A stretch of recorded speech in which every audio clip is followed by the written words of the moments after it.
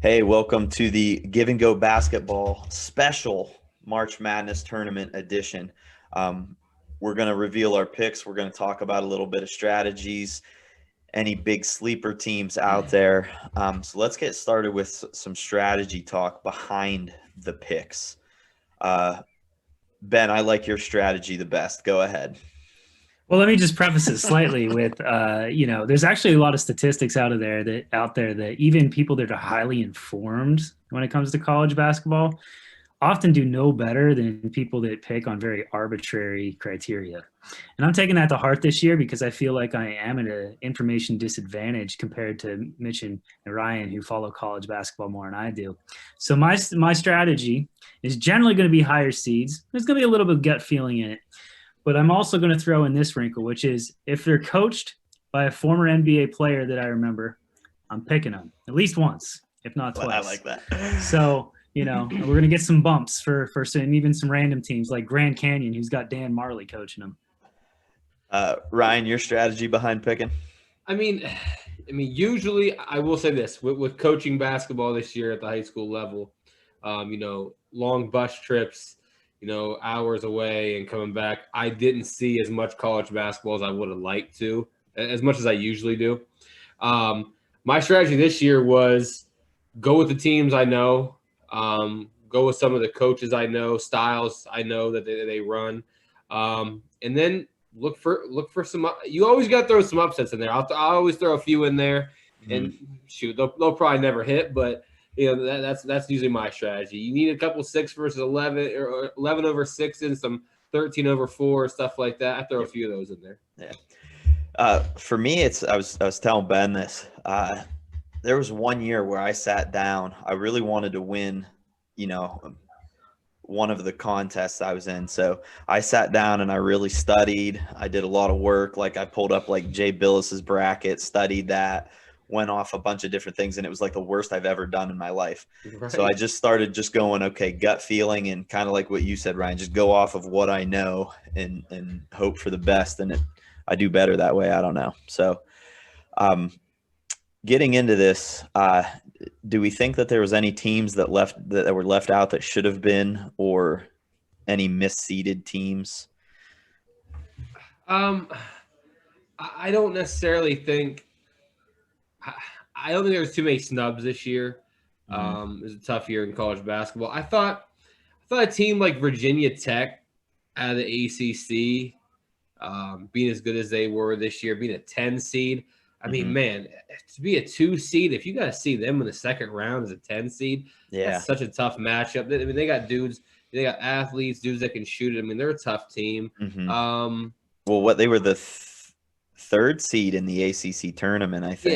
Yeah. And even like a team like Georgia Tech out of the ACC as well. I mean, finished 4th in the ACC, went all the way through, won the ACC tournament to get a 9 seed. It's a weird year. I mean, an ACC team, you finish top 4 in the ACC, you win the tournament, you're usually a top 5 seed in your bracket. To be a 9 seed, again, I just see teams like a UConn team that was 15-7 in a weaker conference, and they're a higher seed. So it's a little weird, some of that stuff. Yeah, I can agree. I'm going to throw out for our Duke Homer fans, like Tim out there, that obviously they shouldn't have been left out, right? Yeah. I hate to say this because I think the way that they had to end their season was pretty crappy, and I wish that upon no team. And you especially feel bad for them, especially the way they were playing in the tournament. They were rolling, building up some momentum. So I would have really liked to seen them finish out the tournament.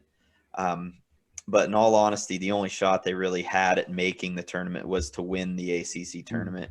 And then, getting booted out of it. It's just a crappy way to end the season. But I think them not making the tournaments is about right, unfortunately, for Dookie fans. Yeah, and what was it? First time that Duke and Kentucky don't make it since 1976, I think it was. Different season. So that's – and they'll both be back next year. You can fully, believe they'll be back next year. So let's go ahead then and look into our picks. Just in the – saving of time here, we're going to start just with our Elite Eight and work down from our Elite Eight, and we'll tell who our, national champions are. you can get into this contest. Actually, we have a Give and Go basketball podcast.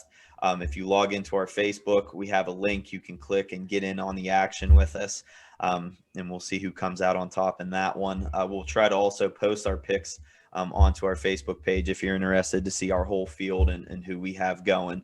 But it's a reason they call it March Madness. Anything can happen and anybody can beat anybody at pretty much any time. So who wants to start and take us through their Elite Eight and on?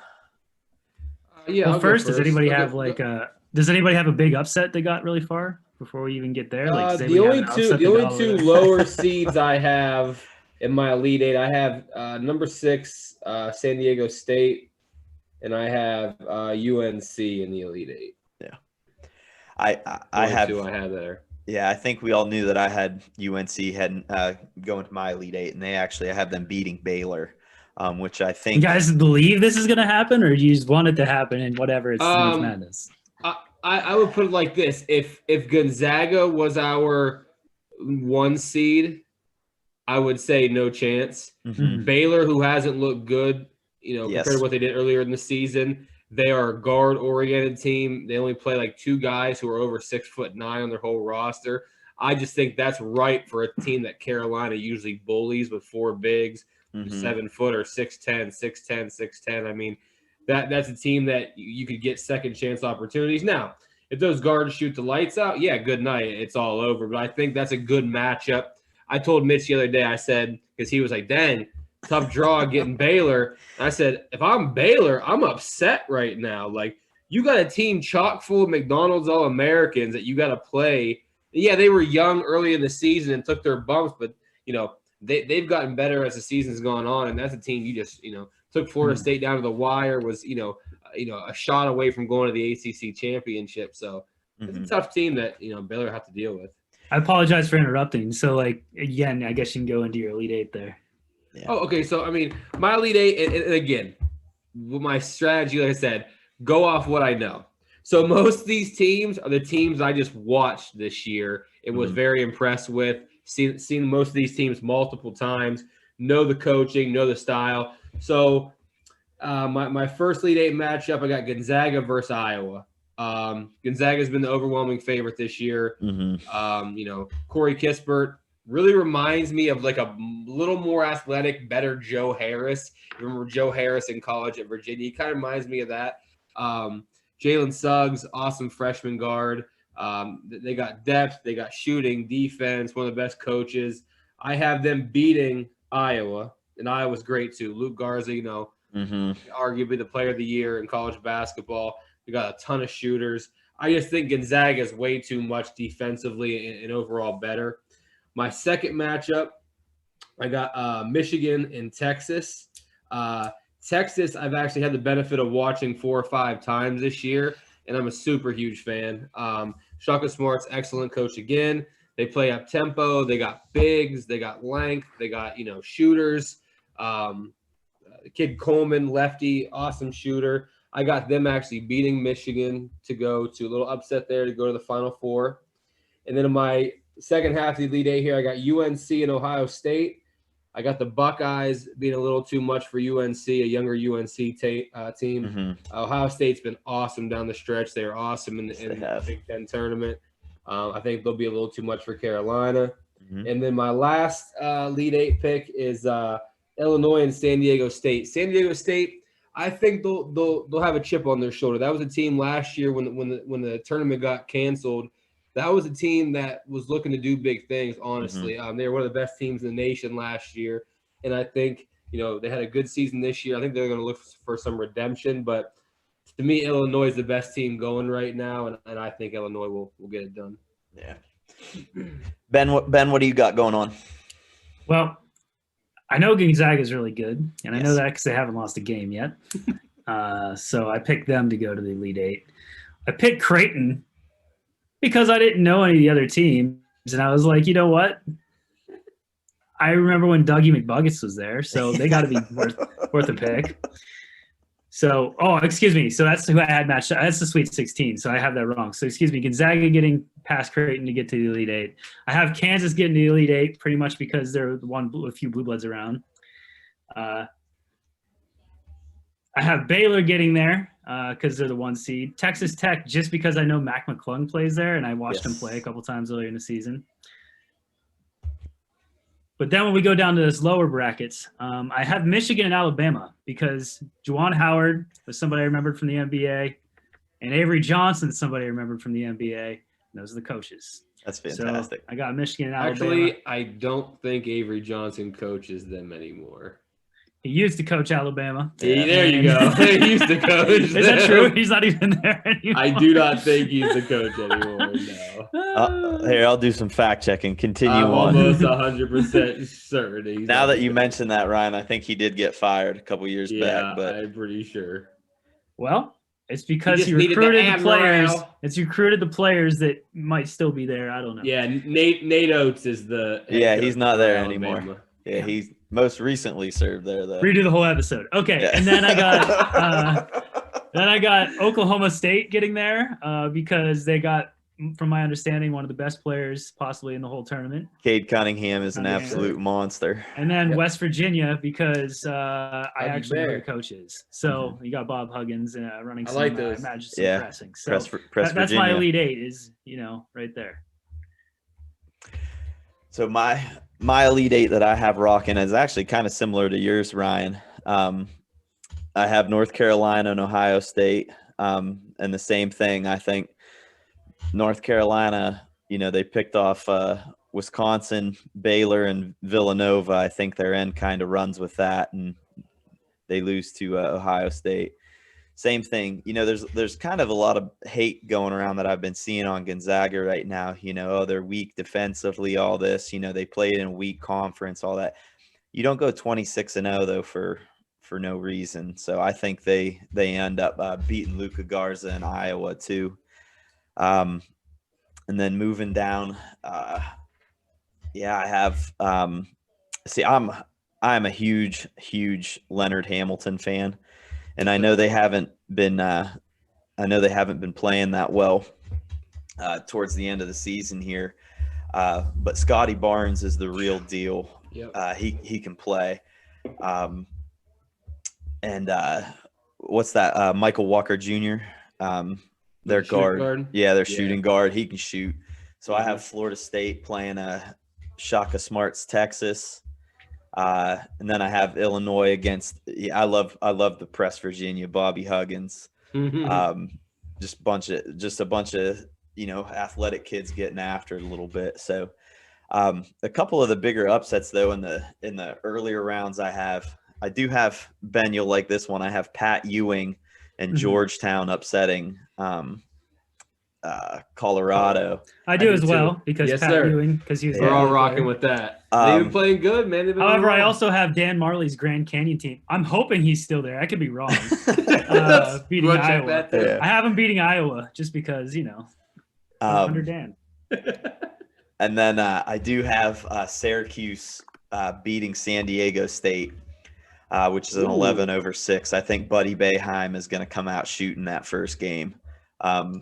Because the dude can just flat out play some basketball. See, Syracuse is one of those teams that I always feels like when you talk about teams that get snubbed being left out of a tournament, I always think they are praised too highly and don't deserve to get in a tournament. Yeah. They're always like 16-12 every year or 15-13. They somehow get in every time. They don't beat anybody. They beat an unranked North Carolina team was like their best win this year. Like, why are they in? Self-fact check. Dan Marley was fired last year. 0 for 2. But hey, they used to be. Juwan Howard still coach Michigan. I hope so. So that takes my final four to Gonzaga, Texas, Ohio State, and Illinois. Love it. All right. Who do we have in the national championship game? Hold on, I didn't tell you my final four. Okay, go ahead, Ben. Now that I know Avery Johnson's no longer there, I got Michigan, Juwan Howard, and them boys, as Stephen A. Smith would say, in the final four against Gonzaga. And then I got Baylor versus Oklahoma State. Hey, Cade Cunningham's going to get little Big 12 matchup. I like that. You know, Cade Cunningham is not only an impressive scorer, but I've watched a couple snippets of their games lately. He just sees the floor. He can pass, and He's a pro. He is a pro level player. But I think that's just me going by the theory of the player for watching the tournament, and perhaps the best player any given night will be able to get a win. So, and he can definitely do that for you. So we're going to so our national championship game picks. I got in one Final Four. I got Gonzaga and Texas, and I got the Zags. Man, I think they're just so tough this year. Yeah, you're right, Mitch. They don't play in a good conference. I mean, that's true, but they do schedule good teams throughout the year. They just don't take soft cupcake teams. They play really good teams and they win. I think this could be their year. And then the other side, a Big Ten Final Four with Ohio State and Illinois. Again, I just think Illinois is just they're so good right now. They got an elite, true big man. They got one of the best scorers in college basketball. They got young, good guards. I mean they're really tough. So they got Darren Williams, Luther Head, and what was the other one? DJ Augustine. No. He played for Texas. D. Brown. No. Oh yeah, he did. Yes, you're right. Yes, you're right. So in my national championship game, I see the Zags winning it all. I had the score 73-67. I just think they got scores at all levels. They got a little more depth. They're a little more experienced. Illinois could go to this game 2 years in a row. They've got a ton of freshmen and sophomore kids that play tons of minutes. I think they only have 2 seniors that they're going to lose. They could be back next year, but I see the Zags and Mark Few, him getting his first title this year. Yep. Yeah, I have the exact same Final Four, and I have Gonzaga and Illinois in the championship. And then Gonzaga's winning it all. I think there's just nobody in this field that can match their talent level across the board. I have a little bit higher of a scoring game though. I have 78-70. Gonzaga taking it. I got Gonzaga beating Baylor 88-77. I guess we all got Gonzaga going unbeaten for the season. When's the last time that happened? Right. I mean, the only team I can think of in recent history that actually went to Kentucky made it's like the Elite Eight, I think, the one year with the undefeated season, 2015. Was it an Indiana team in the 70s, maybe? Indiana, I think it was 80, 81 maybe. Okay. And then there was a couple of UCLA teams. Yeah, there might have been more than one golden age. Yeah, they were just, but it was a little different then. Obviously, I mean, they had the bulk of the talent, and they were just running through teams, so it was a little bit different. But Indiana is really your last, team that did that with more parity in college basketball. I'd say. So you know what that means? Gonzaga is going to get upset. And, that's what I'm saying. Gonzaga is going to lose in the second round now. It's going to bust every single person's bracket. Right. I want to say, Mark Few, I'm sorry right now. You're an awesome coach, awesome dude. I'm sorry you're going to lose now in the second round. Sorry. Yeah. No doubt about it. All right. Well, hey, this has been our special edition of our Give and Go Basketball podcast, bringing you our NCAA brackets for March Madness. Again, if you go to our Facebook page, we got a link up. Get in on it. We'll see who can come out on top with picking the best. Final thoughts, gentlemen. My final thought is watch this bracket be great, even though I knew absolutely nothing. and you had I two just coaches hope Dan wrong. Marley somehow gets down to the bench and coaches this game, even though he's not probably even in the same state as this team. Yeah, that would be great. And also, I want to see your guys' brackets, man, because I know you're going to be hating on ours. So I want to see your guys' brackets. Tell us what we did wrong. I agree. All right. Hey, this has been the Give and Go Basketball Podcast Special Edition. We'll see you next time. Thanks. Hi, this is Mitch Shreve with the Give and Go Basketball Podcast. If you like what you're hearing, make sure you subscribe to our YouTube channel. Also, be sure to follow us on Facebook, Instagram, and Twitter for all the latest updates on all of our postings and content. You can also email us at thegiveandgo3@gmail.com to ask us any questions or give us suggestions on what you'd like to hear about all things basketball. Thanks for tuning in. Bye.